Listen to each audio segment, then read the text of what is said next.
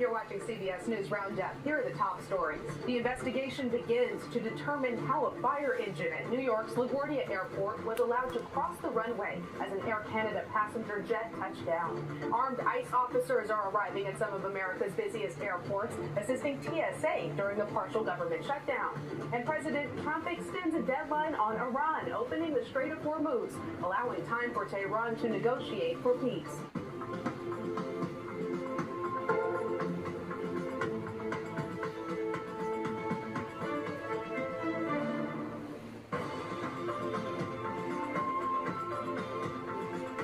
Hello, I'm Jesse Mitchell in New York. Thanks for joining us for a roundup of all the headlines and a look ahead. Federal investigators are looking into that deadly passenger jet collision at LaGuardia Airport Sunday night. They're trying to determine if the air traffic controller on duty at the time of the runway crash was distracted by an unfolding emergency on another plane. The Air Canada Express flight had just landed and was taxiing to the gate when the jet plowed into a Port Authority fire truck. Both pilots died on impact, and dozens of people were sent to the hospital. CBS's Jared Hill is following the investigation.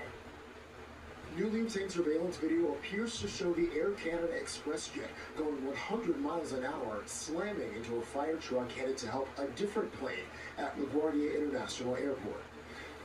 We had a situation with United Airlines aircraft that had experienced an aborted takeoff.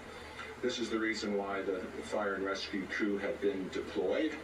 Of course, the Air Canada flight was arriving on runway 4 when the incident took place at the Delta intersection. Air traffic control had cleared the fire truck to cross the runway, but seconds later the controller tried to stop the truck. Stop. The pilot and co-pilot were killed. Jack Cabot was on board the Air Canada flight and describes what it was like at the moment of impact. It felt like we hit a wall. I mean, it was a sharp bang. That's why everybody was so bruised up, was just because of how hard that impact was. And it's continued just to be this terrifying moment where we didn't know if we were going to make it. The National Transportation Safety Board says crews cut a hole into the top of the airplane to retrieve the voice and data recorders. They're now working on getting information and technology from air traffic control as the investigation gets underway. Dozens of passengers were taken to the hospital, including a flight attendant who was reportedly in a jump seat at the time of the crash. She was ejected from the plane, still strapped into her seat.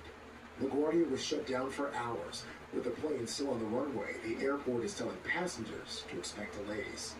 Jared Hill, CBS News, LaGuardia Airport. The Department of Homeland Security now has a new leader. On Monday evening, the Senate confirmed Markwayne Mullin as DHS Secretary.